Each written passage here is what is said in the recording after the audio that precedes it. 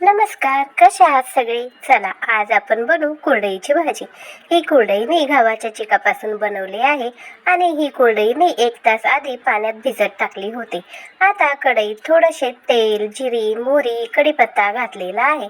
कढीपत्ता घातल्यावर आता याच्यामध्ये मी 2 बारीक चिरलेले कांदे आणि 2 बारीक चिरलेले टोमॅटो घालणार आहे.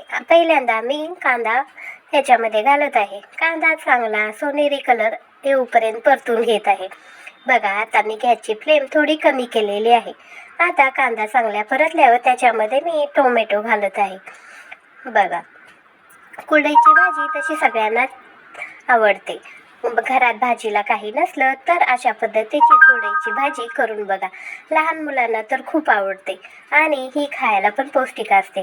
आता ह्याच्यामध्ये मी मीठ, जिरे, हळद पीठ, थोडंसं लाल तिखट आणि थोडंसं काळा मसाला घातलेला आहे. आता हे पण मी छान पद्धतीने मिक्स करून घेत आहे. आता ह्याच्यामध्ये भिजवलेली कुरडई मी घालत आहे आणि घालत आहे. आता हे पण मी चांगल्या पद्धतीने मिक्स करत आहे. ही कुरडईची भाजी खूप छान लागते. बघा अशा पद्धतीने मी हे मिक्स करत आहे. ही कुरडईची भाजी चविष्ट तर लागतेच आणि पौष्टिक पण असते. ही कुरडईची भाजी करताना तुम्हाला वाटल्यास थोडंसं तुम्ही ह्याच्यामध्ये पाणी पण मिक्स करू शकताय. त्याच्यामुळे मऊसूत कुरडई होते. आता मी ह्याच्यामध्ये बारीक चिरलेली कोथिंबीर टाकली आहे. कोथिंबीर टाकल्यावर तर कुरडईच्या भाजीचा कलरच खूपच मस्त दिसतो. अशा पद्धतीने ही कुरडईची भाजी तुम्ही करून बघा. आता थोड्या वेळात मी गॅस मंदच ठेवलेला आहे.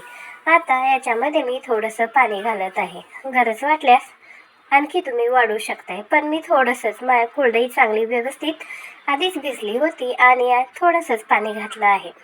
आता याच्यामध्ये मी थोडीशी कुरडई राहिली होती ती पण मिक्स करून घेत आहे.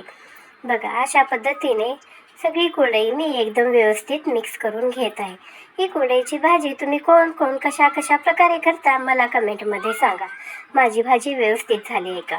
बघा आता ही भाजी माझी परतून झालेली आहे. आता मी ह्याला 5 मिनिटं गॅस बारीक करून एक वाफ आणून देणार आहे. अशी मी त्याला वाफ आणून दिली आहे. आता ही कुरडईची भाजी खूप छान झालेली आहे. व्हिडिओ आवडला असल्यास तर एक लाईक आणि सबस्क्राईब करा. अशा पद्धतीची कुरडईची भाजी तुम्ही करून बघा. नक्कीच तुमच्या घरातल्यांना पण आवडेल. बघा दिसायला किती छान दिसते. धन्यवाद.